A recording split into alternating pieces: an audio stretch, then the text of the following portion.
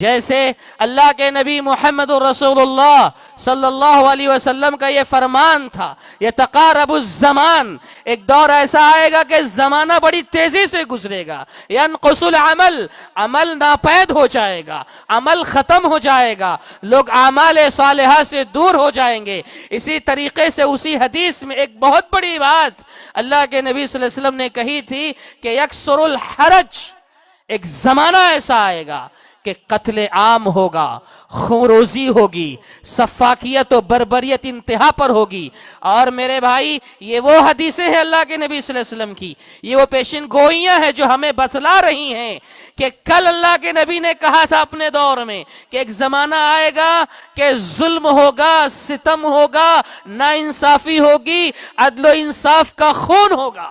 اور اس وقت وہ ساری چیزیں ہماری آنکھوں کے سامنے ہیں۔ میرے بھائیو، اللہ کے نبی صلی اللہ علیہ وسلم کی یہ بھی پیشن گوئی تھی، ایک زمانہ ایسا آئے گا کہ قومیں تم پر ایسے ٹوٹیں گی جیسے بھوکے دسترخوان پر ٹوٹتے ہیں۔ اللہ کے نبی صلی اللہ علیہ وسلم سے صحابہ اکرام نے پوچھا تھا، اے اللہ کے نبی، کیا اس وقت ہماری تعداد کم ہوگی؟ کہا تھا نہیں، اس وقت تمہاری تعداد بہت زیادہ ہوگی، لیکن ہوگا یہ کہ تمہارا جو رعب و دبدبہ ہے، تمہارا جو رعب و دبدبہ ہے، یہ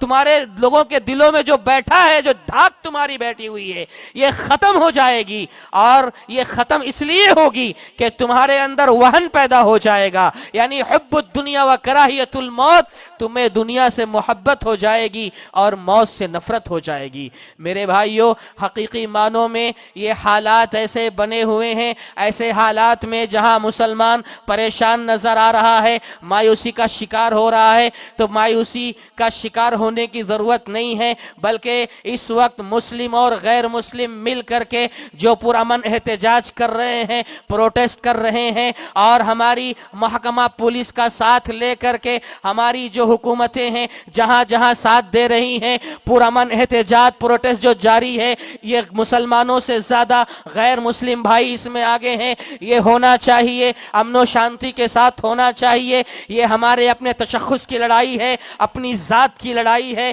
ہمارے آنے والے نسل کی حفاظت کی لڑائی ہے۔ اور شیخ الاسلام ابن تیمیہ رحمت اللہ علیہ کا ایک جملہ میں آپ کے سامنے پیش کرنا چاہتا ہوں۔ شیخ الاسلام ابن تیمیہ رحمت اللہ علیہ نے بڑا پیارا جملہ کہا ہے کہ ظلم جتنا بھی ہوگا، ستم جتنا بھی ہوگا، اور جتنے بھی عدل و انصاف کے خون ہوں گے، اس سلسلے میں ان ساری چیزوں کو سامنے رکھ کر کے شیخ الاسلام ابن تیمیہ رحمت اللہ علیہ نے بڑی پتے کی بات کی ہے۔ کہا، ان اللہ تعالی یقیم الدولة العادلة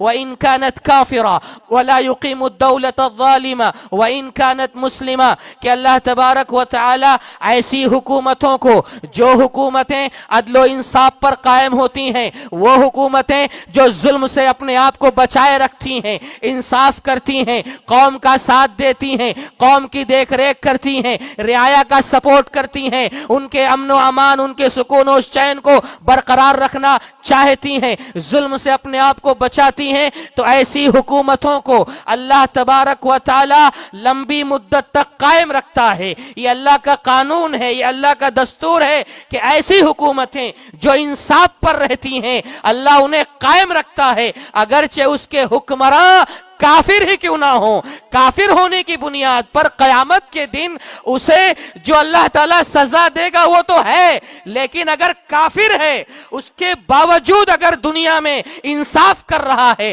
حکومت کرتے ہوئے لوگوں کا خیال کرتا ہے، تو اللہ تعالیٰ اس کے اس انصاف کی وجہ سے اس کی حکومت کو باقی رکھتا ہے۔